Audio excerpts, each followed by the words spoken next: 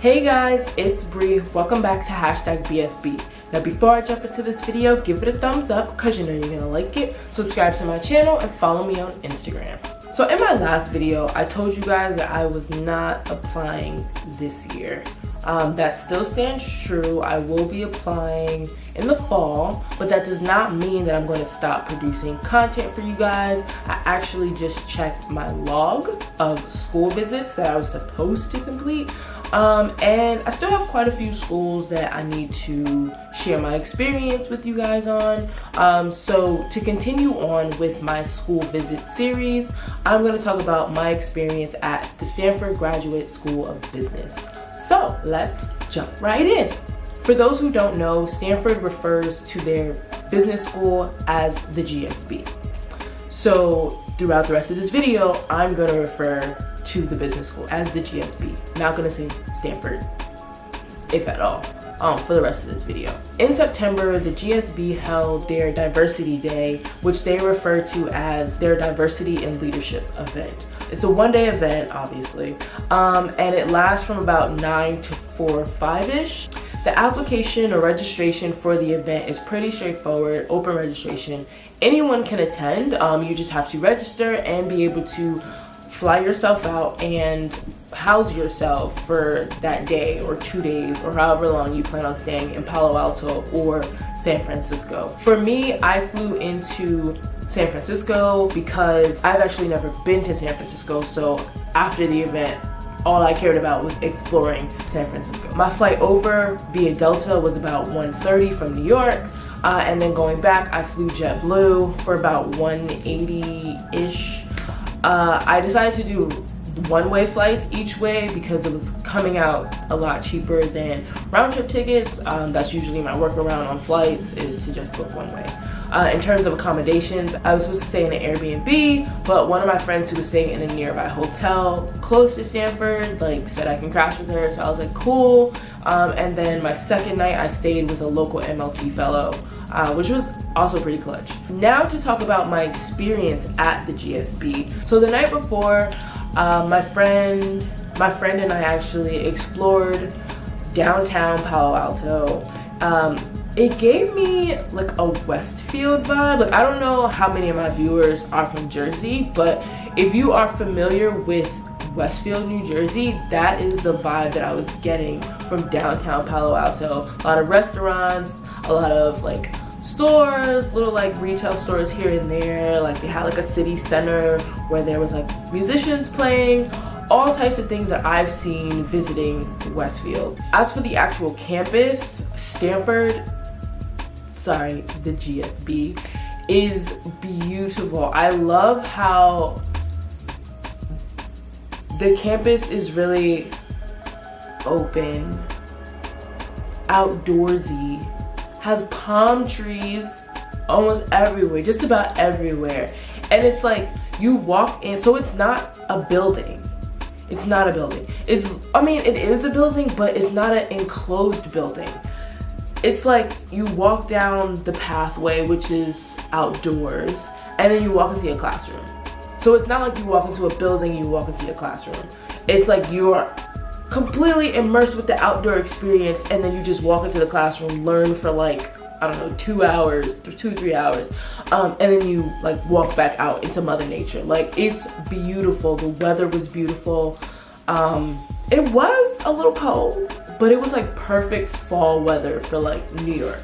All you needed was a blazer and you were good. Maybe some long pants. I had on crop pants, my ankles were a little cold. But other than that, the weather was gorgeous, the campus was beautiful, and I could definitely see myself learning there for 2 years. Moving on to the actual event.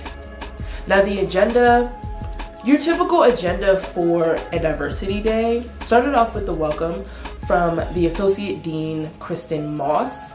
Later on in this video, you will learn that I really love this lady. After that, we sat in on a mock class. There were 2 class offerings and you had to choose them ahead of time.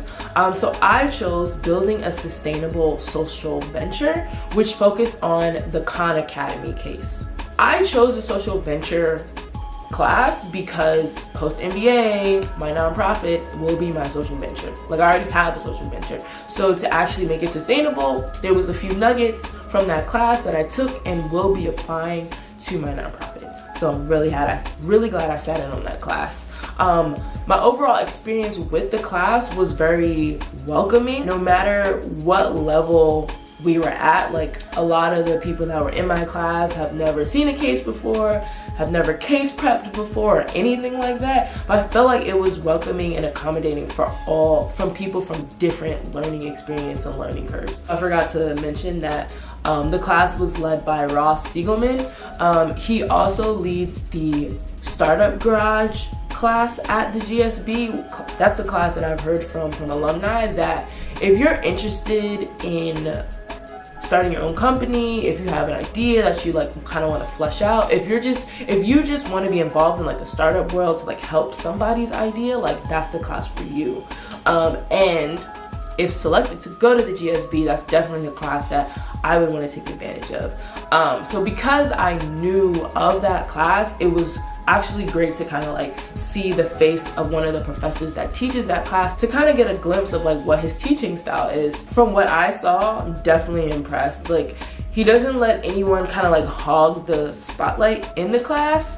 He lets people talk who volunteer themselves to like share their opinion on the case and answer any questions that he may have. But he also cold calls on people, and if he notices that you're talking a lot, like, he doesn't really let you talk like more than like twice, which I like. He wants the time to be shared between everyone in the class. And if he feels like you're being a smartass, he will grill you and make you feel like you're sitting in an interrogation room just to prove that you need to turn it down a notch. So after the mock class, we had lunch in the open area outside. At my table, bunch of MLT folks. There were a couple people that weren't MLT, but you know, MLT, we don't discriminate. We let other people sit with us. And amongst the people that weren't in MLT was the Associate Dean, Kristen Moss, and she more so led the conversation that was happening at our table. Not intentionally, I don't think. It just so happened that way. She really wanted to understand what was going on in the mind of underrepresented minorities. Why we weren't visiting, why we weren't really applying, like where's the disconnect in that?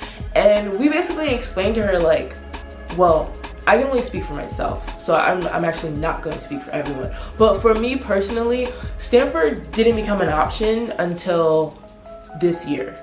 Like, I was not looking at Stanford. Like, I was like, oh, they have like a 5% acceptance rate. Like, I'm not even gonna like, I'm not gonna apply. There's like, what's the point? I'm not gonna get in. But like, with being an MLT and like having that face-to-face time with the AOs, specifically Stanford, fell in love with the place. Connected with admissions officers, know people from previous MLT classes who are there now.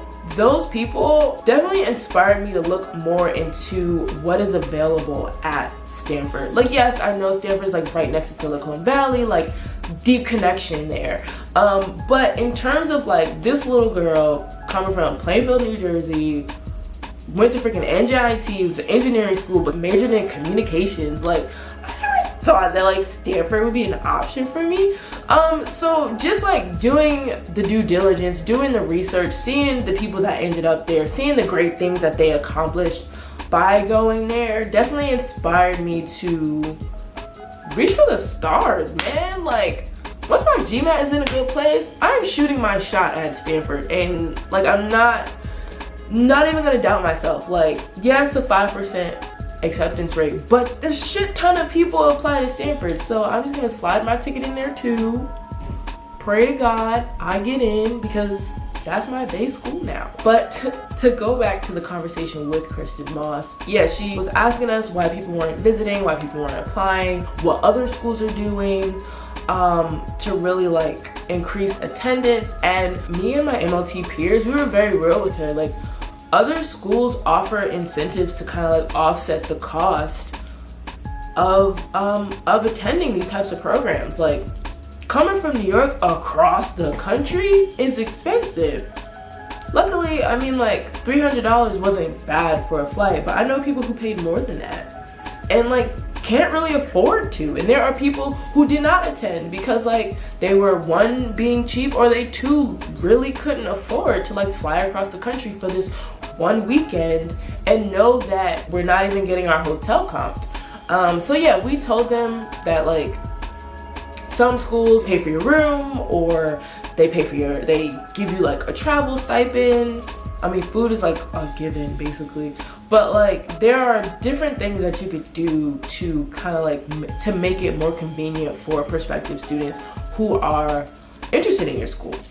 So hopefully next year or in future events, when prospective students are invited on campus, the GSB incorporates some type of way to offset the cost for visiting students. And one of the reasons why earlier I said that I appreciate Kristen Moss is because in other settings, in other schools, I haven't seen that, at least not from every AO.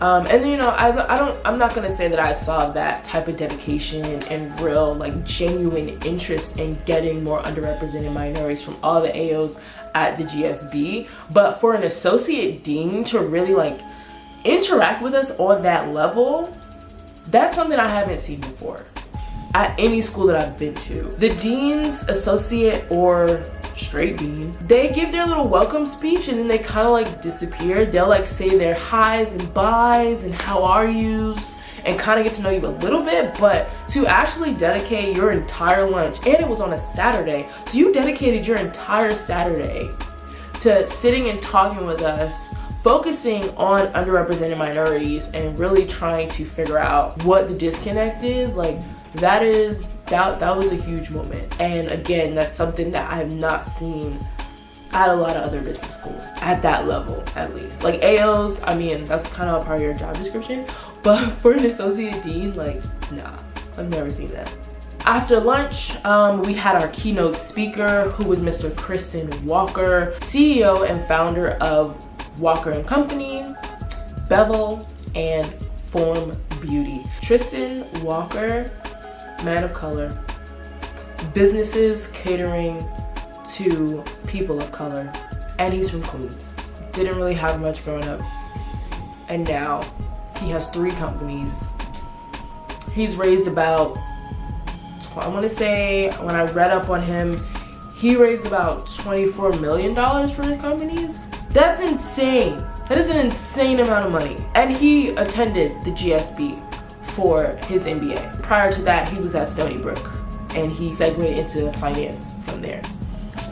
Granted, his trajectory isn't like mine. I'm not interested in finance at all, but just from the fact that like he came from nothing and now he has 3 successful companies, that is huge. And all that happened by way of the GSB. That is truly inspiring. During the keynote, it was more so interview style. Will Torres, the AO that had basically ran the entire program, he sat on stage with Tristan, asked him a series of questions about his experience at the GSB, his experience on Silicon Valley, his experience in the Bay Area. Afterwards, the prospective students were allowed to kind of like pick Tristan's brain a little bit, especially those who are interested in going into entrepreneurship.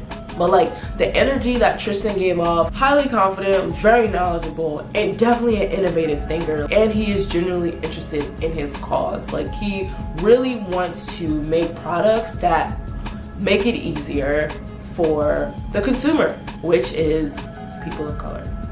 After we had a few minutes picking Tristan's brain, we segued into a student and alumni panel.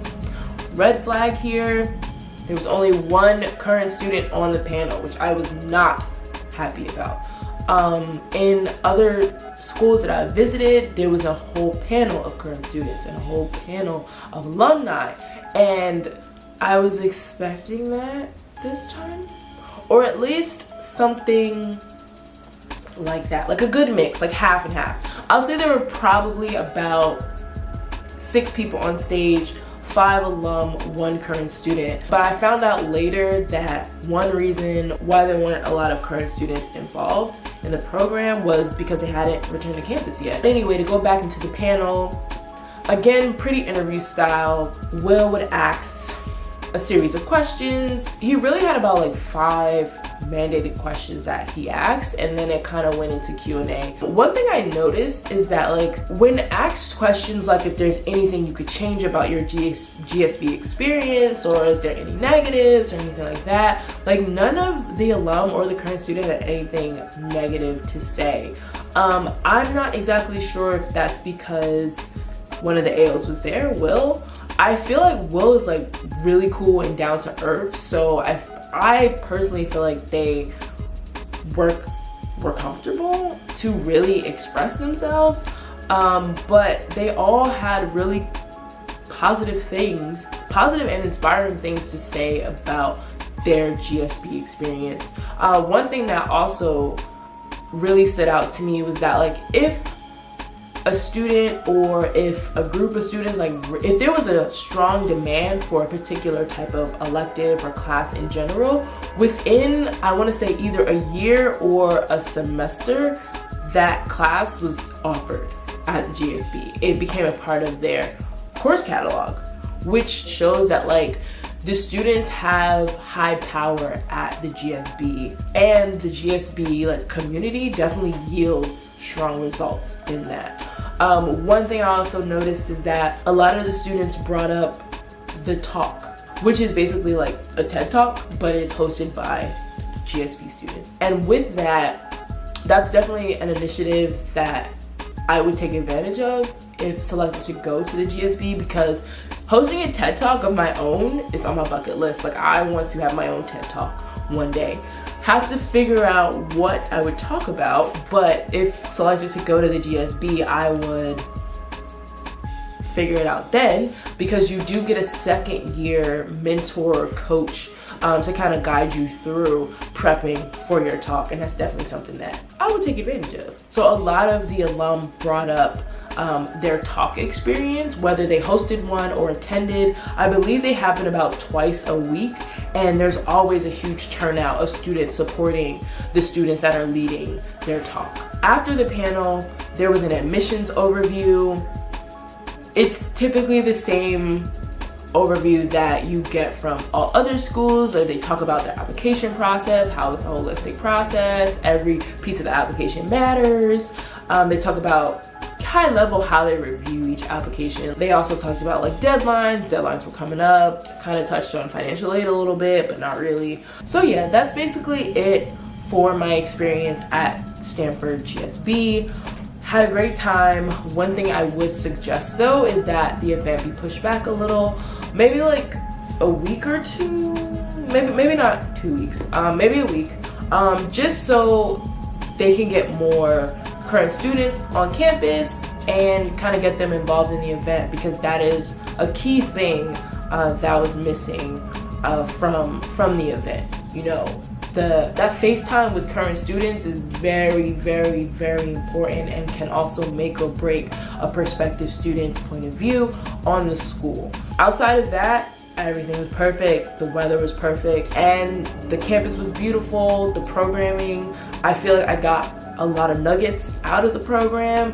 Definitely confirmed everything that I've learned from the current students that I've interacted with on my own time, and also the alumni that I interacted with via MLT seminars. So yeah, Stanford's my base school. I will be shooting my shot at them next year, round 1, trying to take advantage of that Knight Hennessy scholarship program.